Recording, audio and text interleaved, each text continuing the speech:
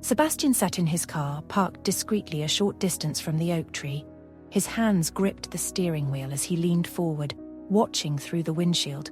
He wasn't sure why he had decided to stay back. Perhaps a part of him was bracing for the answer he had dreaded yet felt was inevitable. From where he sat, he could see Sicil and Ethan standing beneath the oak tree. The golden morning light surrounded them, painting a picture that seemed to belong to another world. A world where he wasn't part of the equation. He couldn't hear their words, but he didn't need to. Their body language said enough.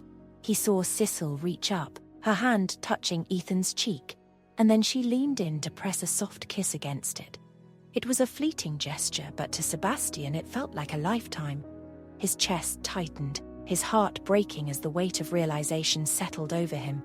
She had chosen Ethan. Sebastian sat back in his seat, his eyes fixed on the scene as they stood together for a moment longer. He forced himself to look, to accept it. Love is letting go for the happiness of the person you love, he repeated silently, a mantra to soothe the ache in his heart. If Sicil was happy, he could bear it. That was what love meant to him, putting her needs above his own, even if it meant stepping aside. He watched as Sicil turned and walked away, heading in his direction. He quickly composed himself, wiping his eyes and sitting up straighter. If this was the end of the story for them, he would face it with dignity. He wouldn't make it harder for her. But what Sebastian missed was when Sicil approached the familiar spot under the oak tree, her heart was heavy yet resolute.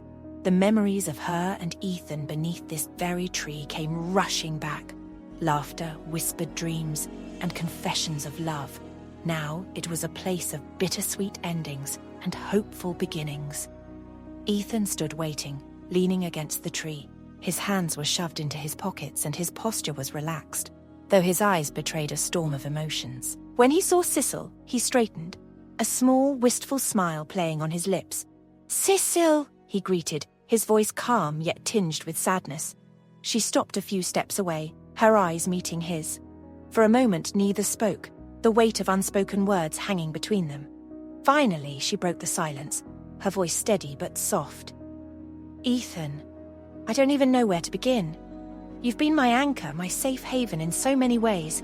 You've shown me what unconditional love feels like." Ethan nodded, his smile growing faint. "But your heart is elsewhere," he finished gently, his tone devoid of accusation. Tears glimmered in Sicil's eyes as she nodded. "It's not that I don't love you. I do, Ethan. But love isn't always enough, not when it's pulling me in different directions. My heart, it's always been tied to Sebastian in a way I can't explain." Ethan exhaled deeply, glancing away for a moment before meeting her gaze again. "I've known Sicil," he admitted.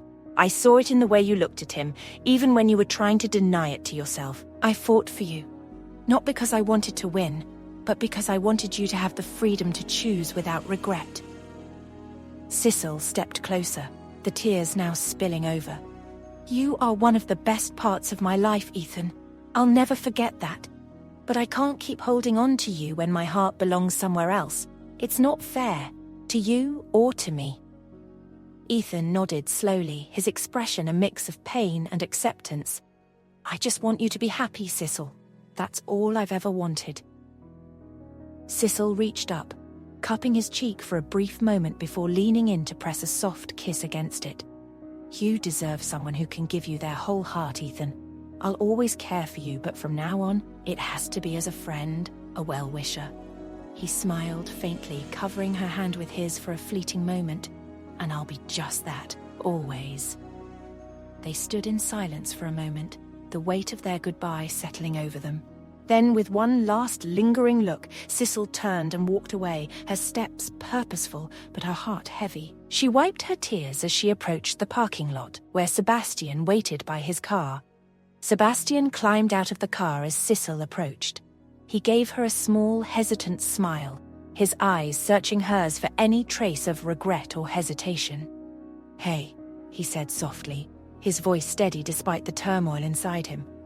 "Seb," Sicil began, her tone quiet but firm. "I need to talk to you." He nodded, his heart hammering. "Of course. I've made my choice," she said, pausing to take a deep breath. Sebastian braced himself, repeating his mantra again. "Love is letting go. Love is letting go. I choose us, she said, her voice breaking through the storm in his mind. For a moment he stood frozen, her words not registering. What? He managed to whisper. Sicil stepped closer, her expression soft but resolute. I choose us, Seb. I want to see where this leads. I want to explore what we can be together. His heart, which had been on the verge of shattering, swelled with hope. You mean it? He asked, his voice trembling. She nodded, her eyes shining. You've always been a part of me. I tried to fight it, but I can't anymore. If you're willing to give us a chance, so am I. Without thinking, he pulled her into a tight embrace, holding her as though she might disappear. I've waited for this moment my entire life, he murmured, his voice thick with emotion. I promise, Sicil, I'll cherish this. I'll cherish you. They pulled back slightly, their eyes locking.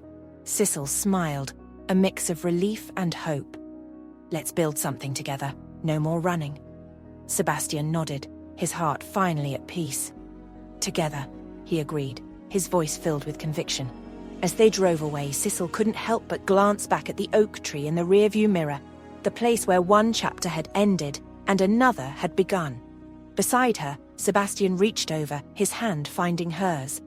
The road ahead was still uncertain, but for the first time, Sicil felt ready to face it, with Sebastian by her side. The past had shaped them, but it wouldn't define them. Together they would write their own story, one page at a time.